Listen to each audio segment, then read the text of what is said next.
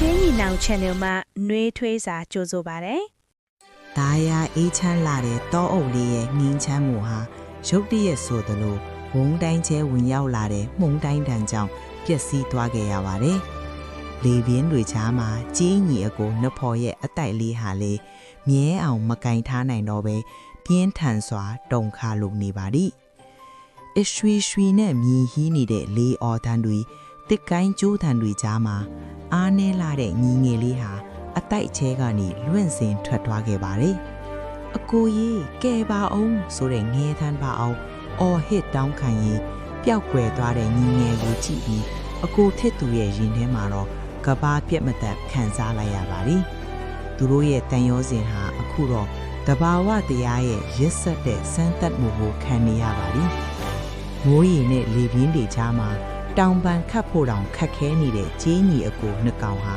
အမောင်တို့ထဲမှာတဦးနဲ့တဦးကွဲကွာရင်အကြောက်တရားကိုရင်ဆိုင်နေရပါတယ်။မှောင်တိုင်းကတော့ရက်တဲ့မထွာသေးပါဘူး။သူတို့တွေပြန်ဆုံနိုင်မှာအောင်မလားဆိုတဲ့မေးခွန်းတစ်ခုကိုပဲလေထဲမှာခြံထားခဲ့ပါတယ်။မှောင်တိုင်းဆဲသွားတဲ့အခါမှာတော့အကိုထစ်သူရဲ့စိတ်ဓာတ်ဟာတန်မဏိလိုခိုင်မာလာပါတယ်။အန်ဒီရဲ့တွေဘလောက်ပဲရှိရှိသူ့ညီလေးကိုမတွေ့ထောင်ရှားဖို့ဆုံးဖြတ်လိုက်ပါတယ်။ပျက်စီးနေတဲ့တောအုပ်ကြီးထဲမှာကိုယ်တိုင်ရဲ့ပင်ပန်းမှုနဲ့ကြောက်ရွံ့မှုတွေကိုဘေးဖယ်ပြီးညီလေးရဲ့အမိကိုတစားစားအော်ခေါ်လို့ရှာဖွေထဲပါတယ်။ညီလေးဘဲမာလဲလဲချနေတဲ့တစ်ပင်တွေစိုးစွတ်နေတဲ့ခြုံပုတ်တွေကြားမှာရှာဖွေနေတဲ့သူ့ရဲ့မျိုးလင့်ချက်ဟာအမောင်ထဲကမီးအိမ်လေးတစ်ခုလိုတစ်ဖြက်လင်းလာနေပါတယ်။အဲ့ဒီအချိန်မှာပဲရင်းနှီးနေတဲ့ငှက်မီးတန်လေးတစ်ခုကိုကြားလိုက်ရပါတယ်။အတန်လာရစီအပြေးအလွှာတွားကြည့်တဲ့အခါမှာတော့စိုးချုံတစ်ခုထဲမှာပိတ်မိပြီးတုံရီနေတဲ့ညီလေးကိုတွေ့လိုက်ရပါပြီ။အကိုဖလက်သူဟာအစွမ်းကုန်စူးစားပြီးညီလေးကိုဘေးကင်းအောင်ကူညီပေးခဲ့ပါတယ်။ပြန်လဲစုံစည်းကြတဲ့အခိုက်အတန့်ဟာစိတ်သက်သာရတဲ့နဲ့နူးညံ့တဲ့ချစ်ချင်းမြတ်တာတွေနဲ့ပြေးနှံ့နေပါလေ။အတူတူပြန်ရှိရတဲ့ပျော်ရွှင်မှုဟာအရင်ကထပ်ပိုပြီးအတိတ်ပဲရှိလာပါလေ။ဘယ်ရီဒီလေးတစ်လုံးကိုအတူတူဝေမျှစားရင်နှွေးထွေးတဲ့နေရောင်အောင်မှာတောင်ပန်ချင်းထီပြီးလိုက်တန်းပြေးတန်းကစားနေတဲ့သူတို့ရဲ့ချေးမြီတန်းတွေဟာ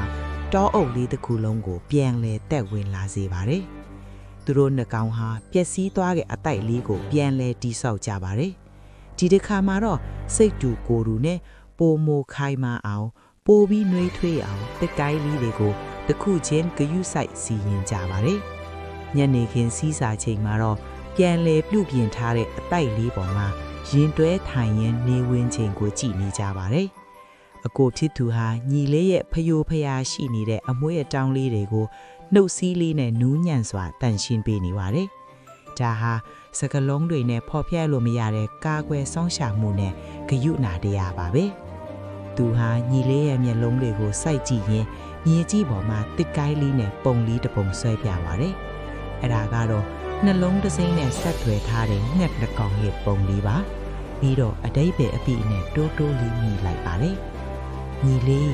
စစ်မှန်တဲ့မိသားစုဆိုတာဘလုံးမှုန်တိုင်းမျိုးဆိုမင်းတယောက်တည်းရင်းဆိုင်စရာမလိုဘူးလို့ဆိုလိုတာပါ။ညီငယ်လေးဟာနားလေတဲ့သဘောနဲ့ခေါင်းငင်ပြီးအကိုဖြစ်သူရဲ့ရင်ခွင်ထဲမှာခေါင်းလေးမြည်ကမြည်ဆက်လိုက်ပါလေ။အခုတော့အတိုက်လေးထဲမှာညီအကိုနှစ်ကောင်ဘေးချင်းရင်ပြီးနှစ်ကြိုက်စွာအိပ်ပျော်နေကြပါပြီ။လာမွင်ဟာသူတို့အပေါ်မှာငွေရောင်လင်းတန်းလေးတွေဖြန့်ကျက်ပေးထားပါတယ်။မုံတိုင်းတန်ကိုကြမ်းကြမ်းခံခဲ့တဲ့တစ်ပင်ကြီးရဲ့လက်မောင်ကြားမှာသူတို့ရဲ့အတိုက်လေးဟာလုံခြုံလို့နေပါပြီ။တောအုပ်ကြီးဟာလည်းအေးချမ်းသွားပါပြီ။အရွက်လေးတွေရဲ့လှုပ်ရှားမှုနဲ့ညီအကိုနှစ်ဖော်ရဲ့ဟန်ချက်မိအသက်ရှူတန်းလေးတွေကလည်းဘာသာမှမကြားရတော့ပါဘူး။သူတို့ရဲ့မျက်နှာတွေပေါ်မှာတော့သာဝရတီကျပ်မဲ့မြစ်တာတရားနဲ့ငြိမ်းချမ်းမှုတွေက